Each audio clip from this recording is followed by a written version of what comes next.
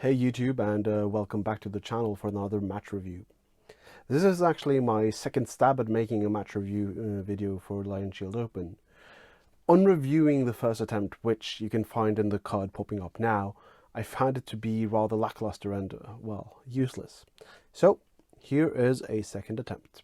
Before diving into the videos of the 12 stages, I would like to say that the last time I fired the Glock before this match was back in November of 2019.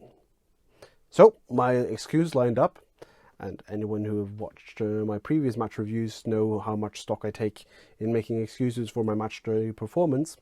Let's dive right in. I'm going to tackle the stages in the order I shot them. As I started on stage 4, that is where we will start too. A fairly simple stage, all shooting at the targets with wooden unpainted stands. The plan was correspondingly simple. Engage the targets moving left to right except for the popper, which I engaged as soon as I could to give the swingers some time to settle down. 3 misses, all of which were on the swingers. Besides not engaging the targets before the curtain while moving and a need to shoot more swingers, I really don't have much in the way of complaints here.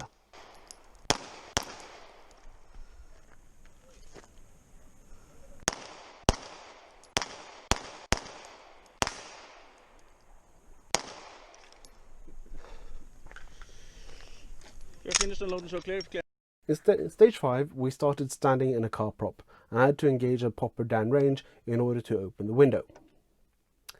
All targets to be engaged were on red target stands, and as the shooting position was unbalanced on the right, I opted to engage the target stand next to the right hand popper from within the car prop, where I was on more solid footing. Once again, I am challenged by swingers, and was hitting both high and low.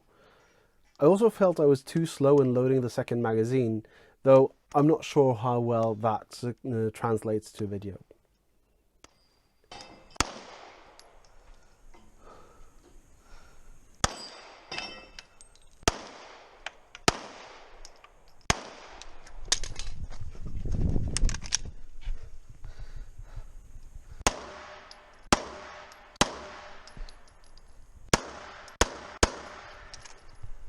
Finish that London show clear.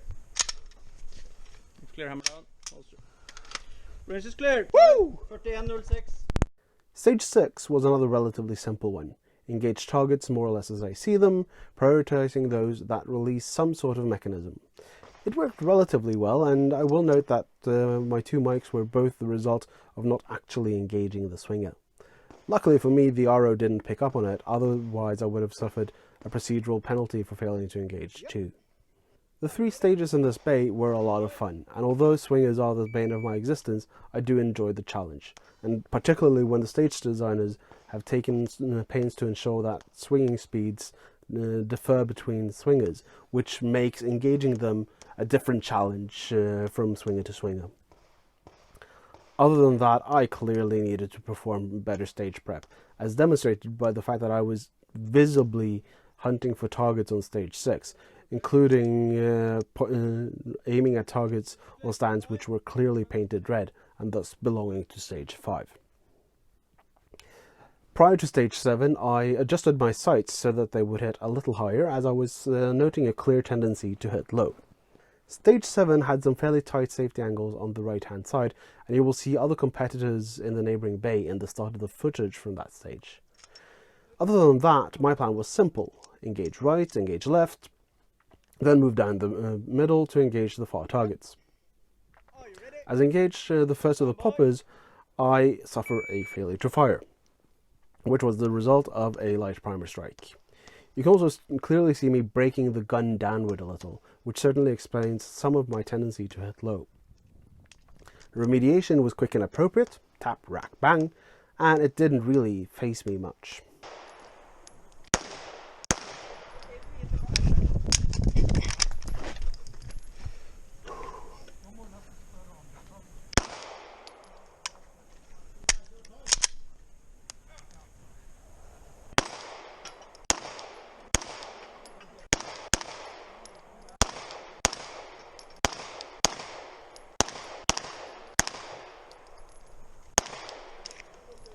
Finish the London show clear.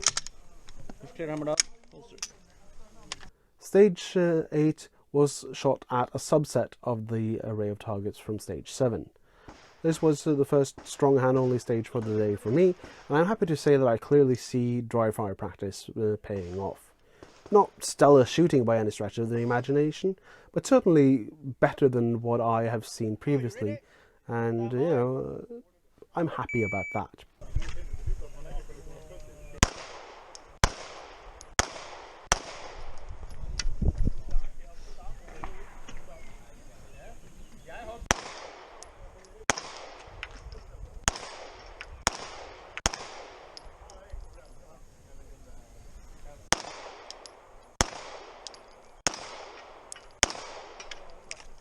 Finish and load and show clear. Clear hammer down. Holster. Like stage 8, stage 9 used the same targets as stage 7, though the shooting area was constrained in a different way from stage 8. Once again, I get a failure to fire, and once again I remediated as well as I can expect to. The string of 3 shots after that really felt very controlled, and I had a perfect sight picture for all of them. Pretty happy about that. Now, I enjoyed the 3 stages in this bay a lot. They presented very different challenges from those in the previous bay and let you reuse a stage plan to some extent. I also applaud the stage designer's ingenuity in reusing targets for different stages and challenges. That was highly enjoyable. Clear finish and load and show clear. If clear hammer down. Holster. Stage 10 was another fairly simple one, and my plan was to move from right to left, engaging the targets as I saw them. Very happy to note that I engaged targets 4 and 5 while on the move.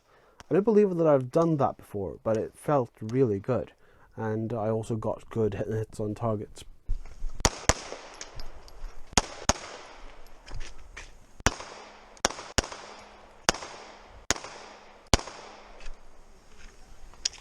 Clear finish, reload for the next stage. 2017 av 10. Stage 11 was on the back half of the same bay as stage 10. In retrospect, I wish I did a better job about moving while shooting, as well as with placing myself to set up for shots. Other than that, I was fairly happy about my run.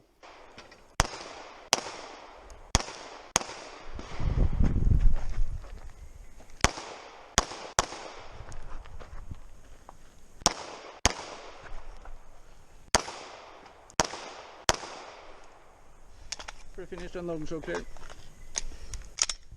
Clear hammer down. Holster. Range is clear.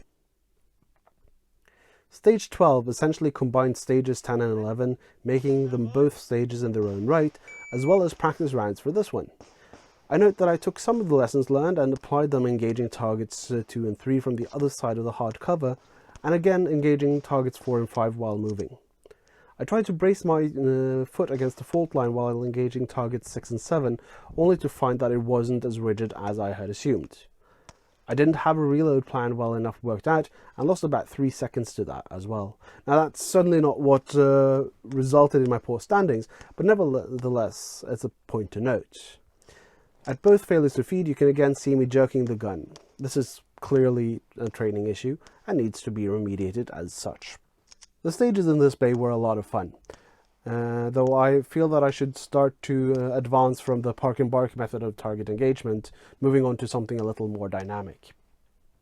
Now, I can see that I am on my way there, but it needs more work.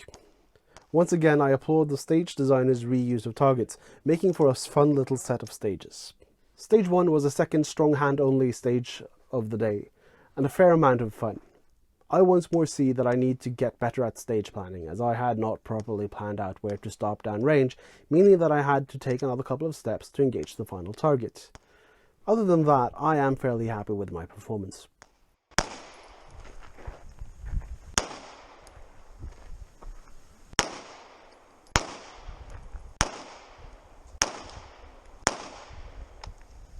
Clear finished and load and show clear. Stage 2 was the mirror image of stage 1, down to it being shot weak hand only. Again, I ran into the same issue of not positioning myself correctly for the downrange shots, but there you have it. Other than that, the results show me that I have clearly benefited from dry fire practice.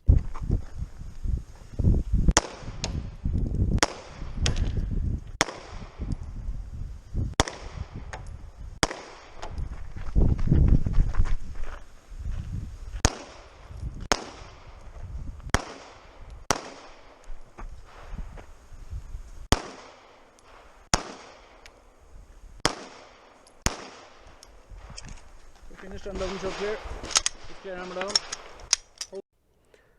For stage 3, my stage plan was very rough, to the point of me entirely failing to engage a target.